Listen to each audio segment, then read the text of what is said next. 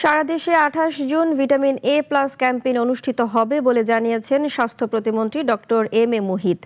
সকাল ৮টা থেকে বিকাল ৪টা পর্যন্ত সারা দেশে প্রায় ১,২০,০০০ স্থায়ী ও ভ্রাম্যমাণ টিকাদান কেন্দ্রের মাধ্যমে এ ক্যাম্পেইন অনুষ্ঠিত হবে। সচিবালয়ে ভিটামিন এ ক্যাপসুলের ক্যাম্পেইন নিয়ে আয়োজিত সংবাদ সম্মেলনে এসব কথা জানান তিনি। স্বাস্থ্য প্রতিমন্ত্রী বলেন, ৬ থেকে ১১ মাস বয়সী শিশুদের একটি করে নীল রঙের ভিটামিন এ ক্যাপসুল এবং ১২ মাস থেকে ৫ বছর বয়সী শিশুদের একটি করে লাল রঙের ক্যাপসুল খাওয়ানো হবে।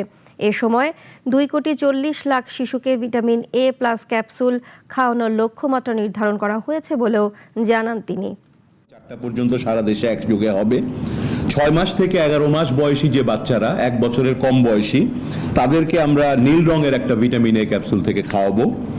আর ১২ মাস থেকে ৫৯ বয়সী যারা তাদেরকে আমরা লাল রঙের ক্যাপসুলটা খাওয়াবো। এই দুই ক্যাপসুলের ডোজটা ডিফারেন্ট।